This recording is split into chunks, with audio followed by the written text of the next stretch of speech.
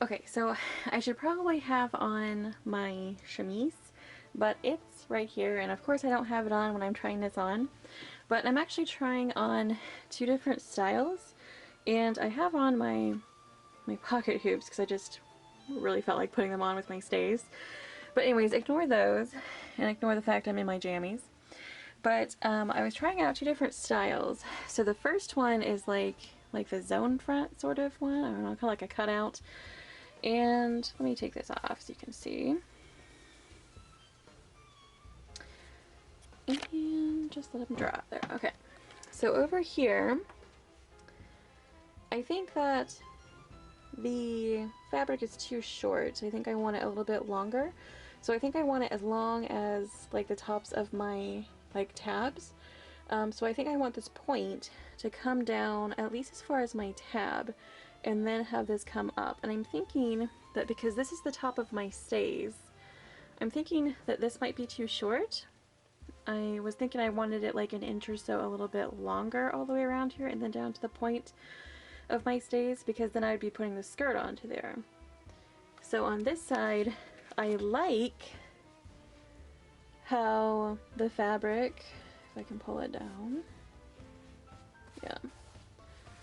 So I do have to do like a little bit of a tuck of right here because it's too loose because it was doing some like pulling. So I need to kind of take that in right there a little bit. And then I like how this is long enough because it pretty much touches the top of my tabs. But in the front, now keep in mind I'll be wearing a skirt, which is, you know, going to be at my natural waist. So you won't actually see, you know, my stays. But I was thinking that maybe I didn't like the way this cut in so far. Maybe I wanted it to start more at my stays and cut in and go around. I'm not sure. I was thinking that if my point of my bodice was too wide, it really wouldn't give that really like slimming, almost pointed torso look. I don't know. Cause see, like now those wrinkles are back, and so if I just tug on the side seam like a quarter of an inch tighter, it tends to work those out. So at least a little bit at the bottom of the waist here. A little bit tighter there. And I like the way this tan one looks. But I was unsure about this curved point. I think I want to round the point a little bit more. But I think I like the way this line sits on my waist. And it's going to be a little bit shorter when I put the skirt on it. So that will bring it up just by like a ½ inch, depending on how wide I take my seam allowance. So as far as the neckline, this is actually the ridge of my stays, which would then make this bodice that short. But I don't want it as, you know, the same height as my stays. I want it a little bit above my stays. And I'll have like that frilly trim to cover up the, you know, the neckline, but I don't want it this tall. So I was thinking I was going to, with a marker, mark the neckline and then cut it out, cut it lower. So for basically the second mock-up that I've done, I'm actually pretty happy. Yeah, I think I just want this a little bit lower and then this point lower, and then I can do two different styles of bodice, because I have a couple of 18th century dresses that I want to make, but I wasn't sure which one I wanted to do first, so I just decided to go ahead and do a mock-up of both of the bodices, and I'm thinking I really like this. I'm very pleasantly surprised, and I was so scared that this style of costume would not look very good on me, on the like the fuller figure, but I have to say it is quite flattering. So oh, and I'll see if I can get a shot of the back.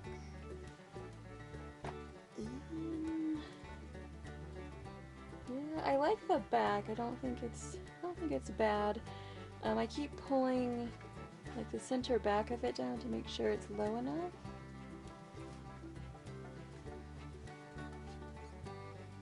I don't know. I think it looks okay. Maybe I'm not like terribly happy with it. And I already tried a mock-up of the sleeves, and I already like the sleeves, so I just hadn't sewed them onto this mock-up yet. But I'm happy. I'm very happy. Yes, very, very happy. Okay, so I'm going to make the neckline a little bit wider, but I don't want to make it wider than my shoulder strap, so I'm going to draw next to my shoulder strap, which is actually my neckline of my shirt, and I'm going to kind of sketchily kind of draw it down, and then I'm going to start from this direction too. Just kind of sketch horizontally, like a good couple inches above my actual stays neckline. Up like that. So this is more of a, I guess, kind of a rounded square neckline.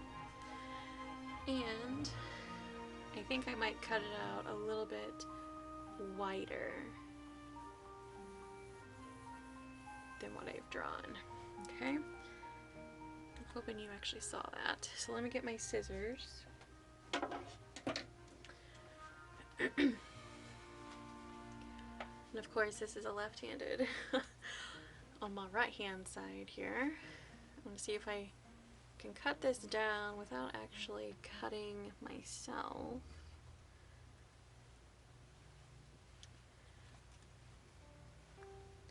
Of course everything is backwards in the mirror.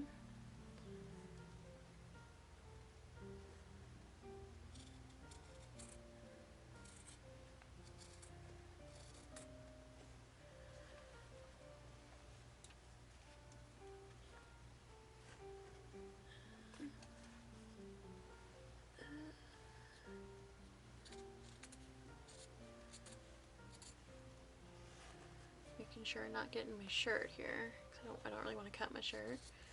And I'm cutting it a lot wider than my marking lines. Okay, so there. I kind of like that better. And I really only cut off that much from the neckline. And so now you can see the difference from here to here, the more scooped or rounded neckline. I cut most of the footage of me cutting the bodice for time-saving reasons. After I finalized the mock-up, I transferred it to pattern paper, drafting it with a 3/4 inch seam allowance.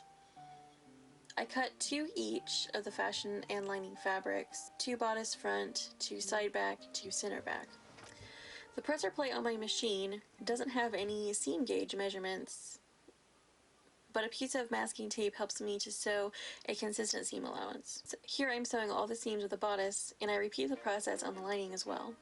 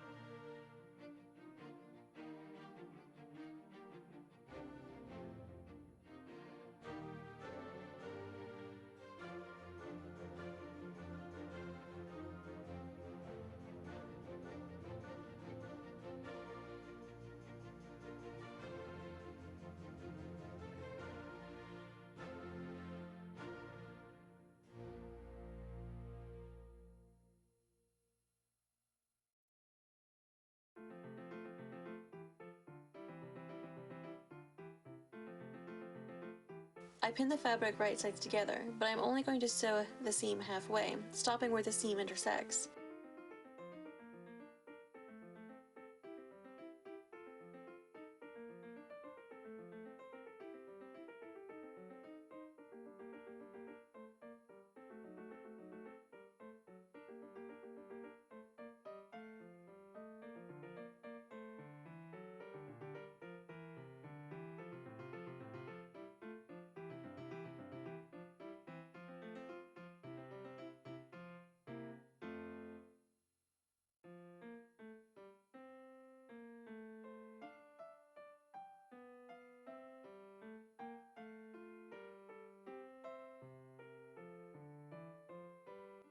I then hop over the seam allowance and continue to sew the rest of the seam. I don't want to sew across the seam allowance.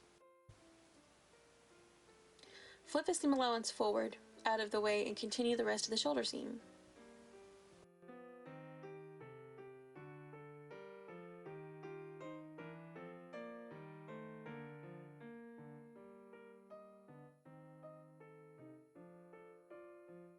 I'm sorry I'm a bit out of frame. The purpose of this freeze frame is to let you see that the side back seam and the shoulder seam intersects, creating a sideways T-shape. Stay stitch around the outer edges of the garment. Be sure to use the same technique that I used for the shoulder seam on the lining as well. Stay stitch each section, breaking threads at the top and bottom of each seam. Stay stitch around each armhole as well.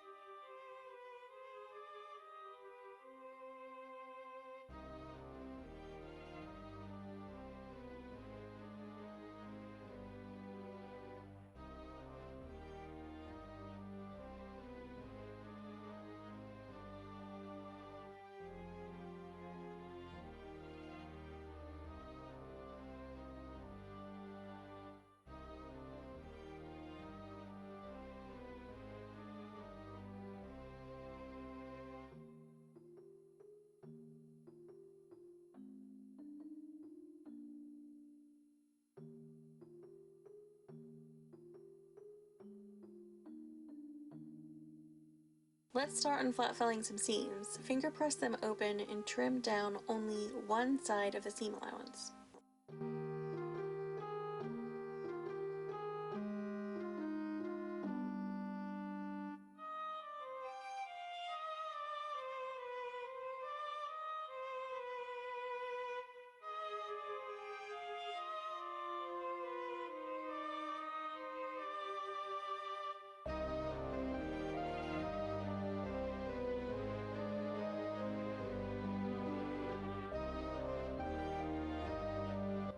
Fold over once more, concealing the raw edges of the fabric within the seam. Pin into place.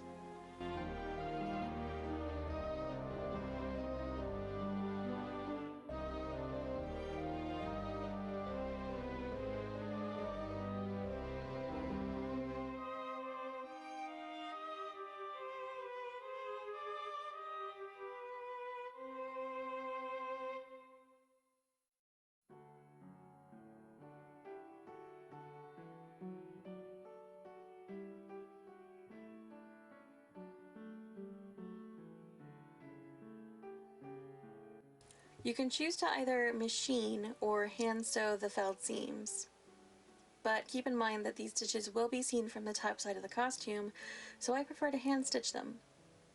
To stitch the seams down, I like to bury my thread in the fold of the seam. Then I grab a few threads of the project, bringing the needle up through the fold of the seam allowance, and repeat. Clearly I need to invest in some wax. My thread seems to be having a mind of its own.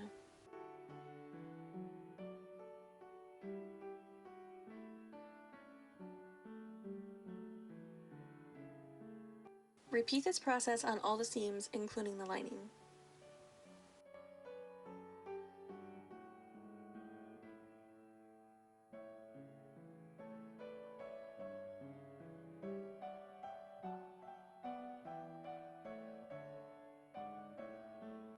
Okay, that's pretty painful to watch, so let's move on to the next step.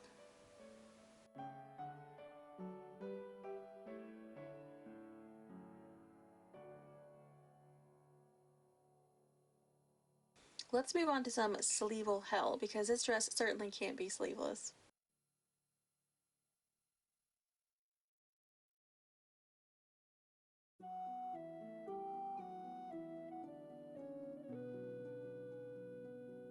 At this point, I'm only cutting 2 sleeves, and I don't plan to line the sleeves, as I don't think it will be necessary.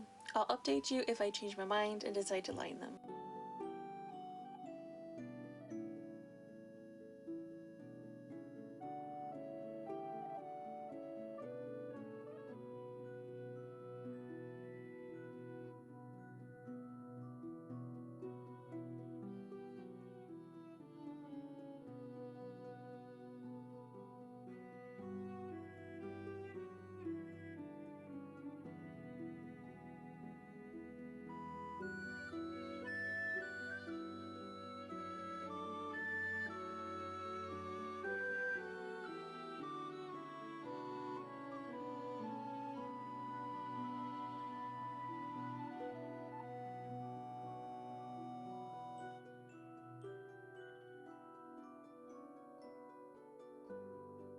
Next, I'm transferring the sleeve pleat markings onto the fabric. I used red ink because it shows up better on camera.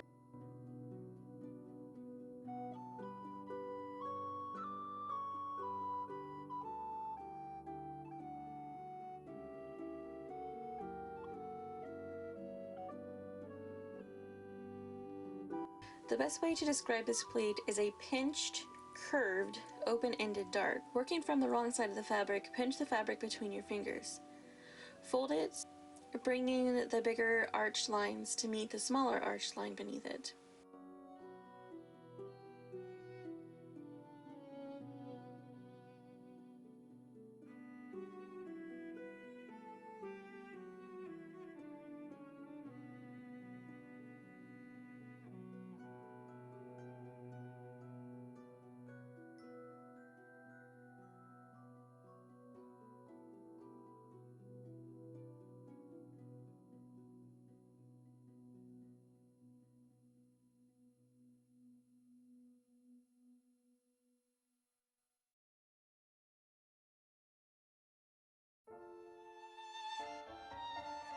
Stitch down the pleat using a tiny prick stitch. These stitches will show on the top side of the sleeve, repeat on the other sleeve.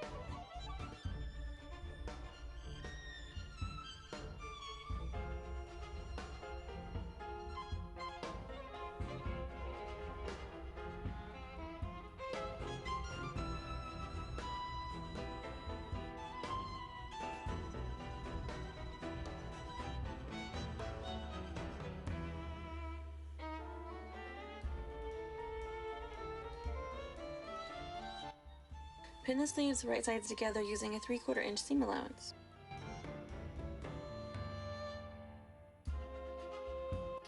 With right sides together, pin the bodice to the lining. I thought I had filmed some footage of me pinning them together, but alas, it has gone missing. So here I am sewing them. Be sure to leave the neck edge and both armholes unstitched.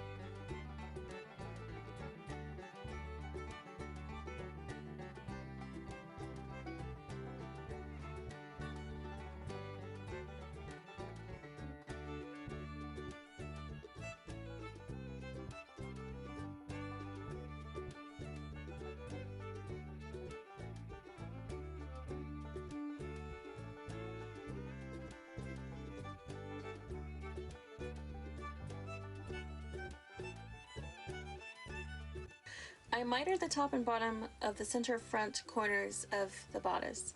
Then, with the point of my scissors, I snip into the seam allowance all along the bottom edge of the bodice, careful not to cut my stitching. As you may know, this is called clipping or easing the curves.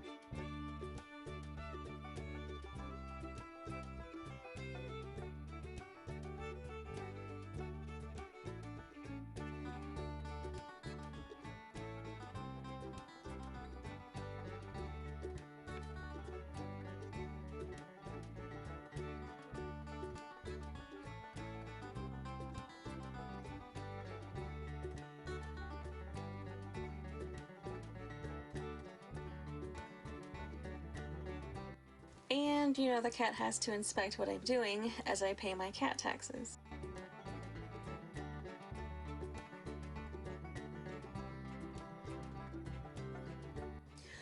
I know you may be wondering why I went through all the trouble to flat fill the seams of the lining and fashion fabric, only to pin them right sides together and turn them outwards in the bag it out method. Don't fear, I'll get back to those seams in a bit.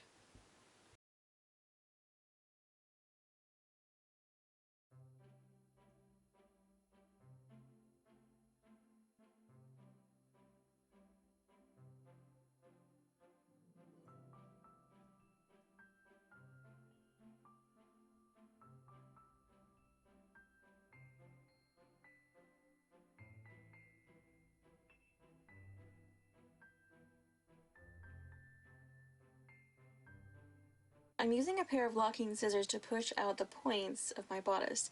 The locking mechanism on the scissors will hopefully prevent me from snipping an irreparable hole in my project. You can always use one of those handy pointy tools to get the job done.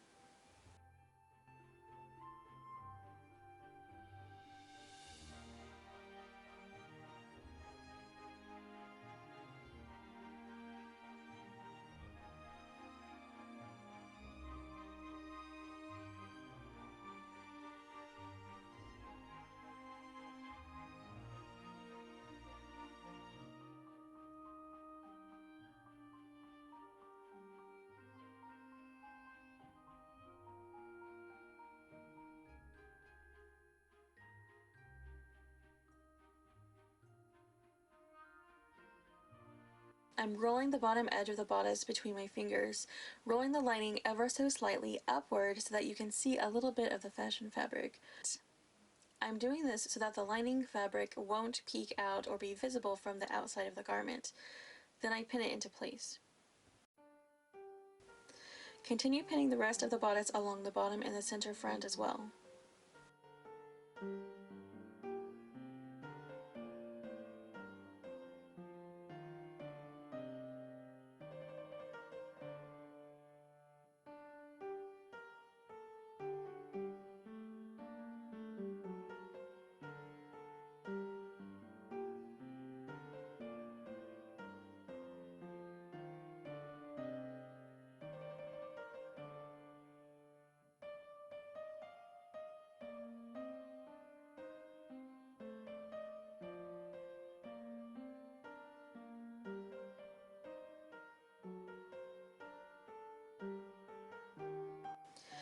Give the bodice a good press. If you're wondering whether I'm procrastinating about setting the sleeves, well, I'm avoiding sleevel hell.